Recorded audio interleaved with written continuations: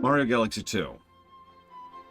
If you asked me a few years ago what my favorite 3D Mario was, or my favorite Mario period, I would have said Galaxy 2 without hesitation.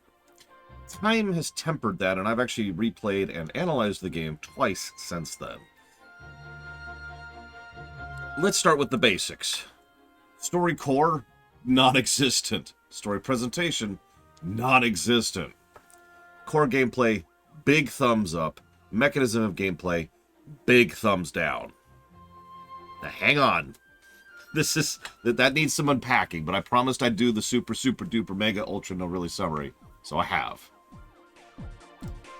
Galaxy 2, let's cover something really quick. Galaxy 1 got a 206.04. Galaxy 2 got a 187.92, scoring worse than Galaxy 1. And yet, by all accounts, Galaxy 2 is still arguably the better game. So why the discrepancy? Two big reasons. First of all, the near total absence of a narrative access. Galaxy 1 didn't have much, but it had something.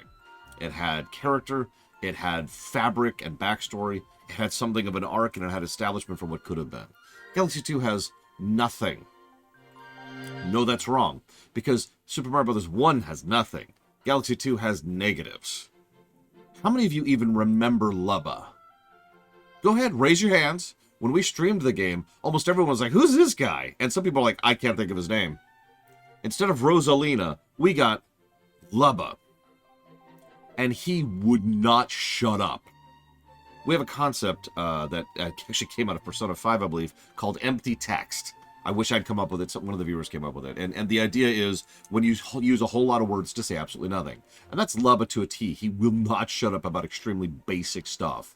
And he doesn't add anything to any scene he's in. He's not even funny. There's even a bit during the ending where he literally mugs for the camera. Like he photobombs Mario and Peach. Like, hi, I'm here too. And that's the story axis of Galaxy 2 in a nutshell. I already mentioned this, but Galaxy 2 was a big victim of the elder said something bad about this, so we should follow that concept. This is fascinating to me.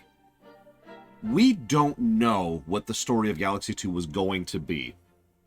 But I have a pretty strong theory. I've studied Galaxy 2 more than once in my life, and I'm going to point to several disparate factors we know were going to be in Galaxy 2, and I think together these give us an idea of where they were going with it. First of all, they were going to try and follow through on the events of Galaxy 1. Remember, at the end of Galaxy 1, the whole setting was rebuilt, right? Rebooted. New galaxy. So we have to kind of follow through on what's happening there.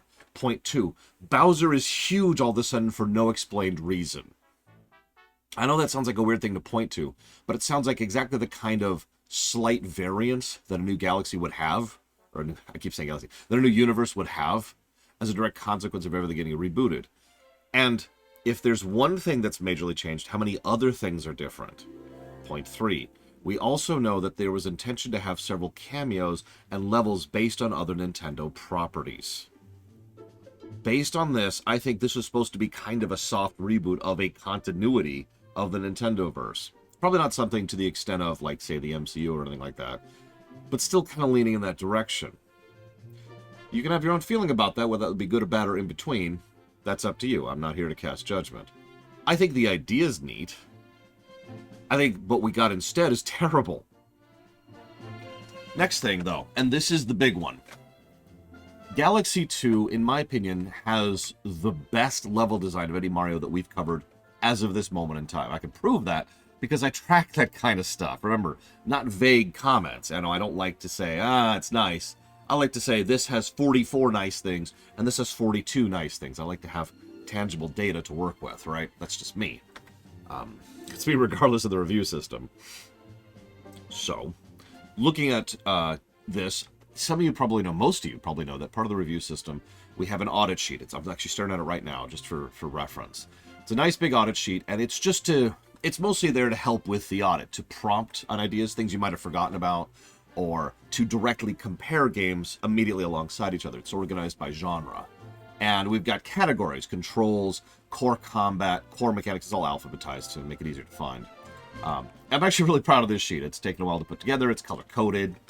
I'm a spreadsheet geek. What do you want from me? One of the categories is levels. And over here, you can see in the platformer category, there's a lot of positives for levels. Like Shovel Knight got 36 pluses to levels. Galaxy 1 got 27. Galaxy 2 got 40. That is Galaxy 2. I mean, it should be, right? It's the level pack. If they didn't get the levels right, they did something wrong. But Galaxy 2, I honestly started having level fatigue, for lack of a better way to describe it, because each new stage added new gimmicks and new concepts and new ideas, and it's like constantly being like, wow, you know how it is, right? Like you watch some amazing thing, and you're just, at a certain point, you gotta get dulled to it, right? Because it's just continuing to cavalcade you with amazingness. So that was Mario Galaxy 2 from the level design perspective. Why then does it dip so low? Because it's a Wii game. In fact, it is a locked Wii game. It's never been ported outside of the Wii. Or if it has, I'm not aware of it. And so the only method by which to play it is on the Wii. Which means this game is literally physically painful to play, in addition to just being irritating to set up. Because one of the major mechanisms of the game is the spin jump. Which, as I talked about during the Galaxy 1 review, I know I didn't talk about it in the post-review video, fundamentally changes how you navigate the space of the game. I talk about this a lot in platformers. You always want to, very, very briefly, you always want to think about, like the space that a player can access, right? So, like, if you have a double jump, so if you have just normal plain old jump, like in Castlevania, right? You can physically look at the level and paint every area the player has access to, and you could use that data to help design your levels. But when you add new kit, like new movement tech, that means that painted space changes. The spin jump fundamentally changed how they could do level design in Galaxy 1, and it was an awesome change.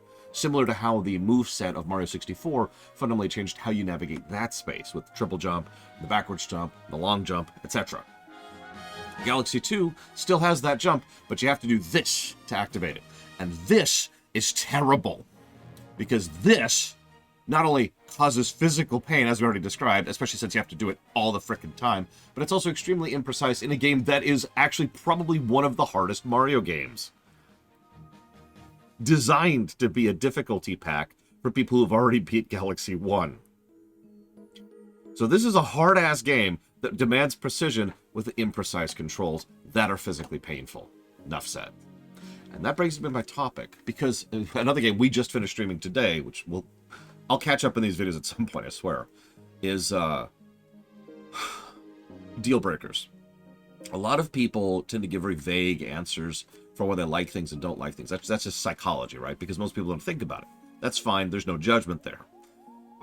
But I bring that up because that's different from the concept of a deal breaker, something that in the grand scheme of things is only a few negatives to a game. Mario Galaxy 2 still scored like 187, which is really, really high scoring of a game.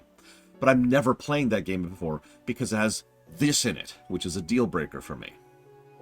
And I'm sure you have your own deal breakers too. For me, it's usually stuff that's physically painful.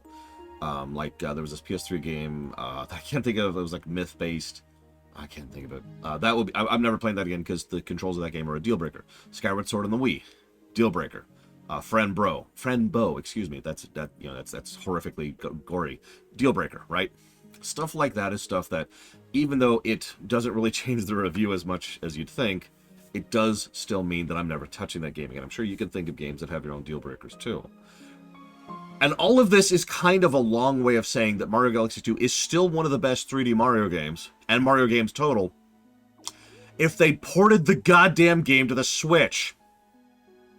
Because having played Galaxy 1 and Galaxy 2 side by side twice for the stream, I can now tell you that the difference in controls is gargantuan.